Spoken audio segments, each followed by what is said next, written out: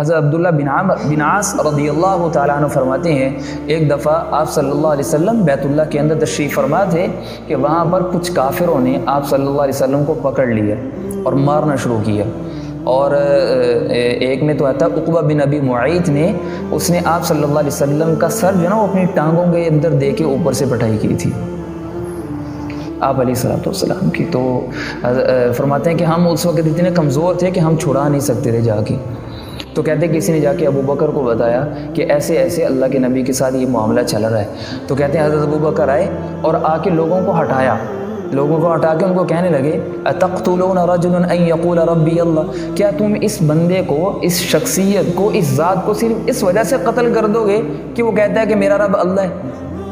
اب انہوں نے کیا کیا، جو کافر تھے انہوں نے اللہ کے نبی صلی اللہ علیہ وسلم کو چھوڑ دیا، حضرت ابو بکر رضی اللہ تعالیٰ عنہ کو پکڑ لیا اور اتنا مارا تھا وہ بڑے بڑے جوتے حضرت ابو بکر کے منہ پہ مارے تھے، ادھر بھی اور ادھر بھی، سب کافروں نے۔ حضرت اسما فرماتی ہیں میرے والد بے ہوش ہو گئے اور ایک بندے نے چھڑایا، ایک بزرگ نے، انہوں نے کہا کہ تم اس کو چھوڑ دو، بنو تمیم والے تمہیں چھوڑیں گے نہیں، یہ ان کا بندہ ہے۔ تو انہوں نے بڑا اینڈ پہ جا کے چھوڑا، حضرت ابو بکر کو بے ہوشی کی حالت میں گھر لایا گیا اور فرماتی ہیں کہ ہمیں تھا کہ ہمارے والد محترم کا انتقال ہو جائے گا۔ اب اندازہ کریں پٹائی کتنی ہوئی تھی، فرماتی ہیں کہ میں اپنے والد کے سر مبارک میں جہاں بھی ہاتھ لگاتی تھی تو بال کھال سمیت آ جاتے تھے میرے ہاتھ میں جہاں بھی ہاتھ لگتا تھا بال کھال سمیت واپس۔ ابو بکر ہیں یہ ابو بکر کہتے ہیں میرے ساتھ پتہ نہیں کتنا مارا ہوگا، اچھا بے ہوش ہیں، ہوش نہیں آ رہا ہے، تو کافی دیر بعد ہوش آیا تو سب سے پہلا جملہ حضرت ابو بکر کی زبان سے جو نکلا، سب سے پہلا جملہ میرے نبی کس حال میں ہے، سب سے پہلا جملہ میرے نبی کس حال میں ہے۔ تو والدہ کہنے لگی انہی کی وجہ سے تیری یہ حالت ہوئی ہے۔ تو فرمایا اللہ کی قسم نہ میں کھاؤں گا نہ میں پیوں گا جب تک کہ میں رسول اللہ کی خیریت نہ دریافت کر لوں، نہیں کھاؤں گا نہیں پیوں گا۔ تو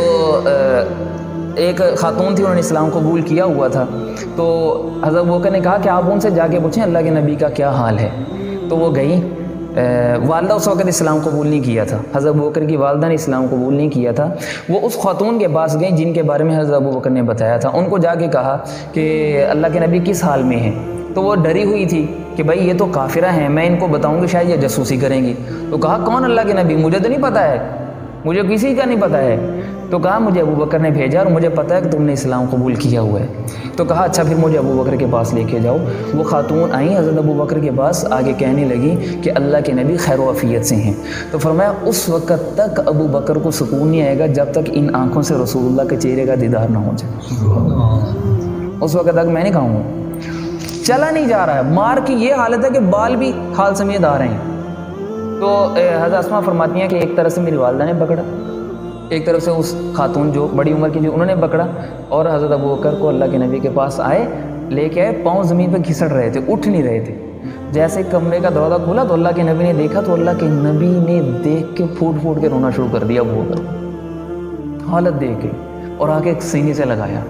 حضرت ابو بکر نے اٹھ کر آگے سینے سے لگایا، اور پھر جب ان کو سکون ہوا پھر دیکھا کہ اللہ کے نبی اطمینان میں ہیں، تو حضرت ابو بکر کہنے لگے کہ یا رسول اللہ یہ میری والدہ باہر ہیں دروازے پہ، آپ ان کے لیے ہدایت کی دعا کریں، اللہ ان کو جو ہے نا وہ ایمان کا نور عطا فرمائے۔ تو اللہ کے نبی نے اسی وقت ہاتھ اٹھایا کہ یا اللہ یہ ابو بکر کی والدہ کے دل کے اندر ایمان ڈال دے۔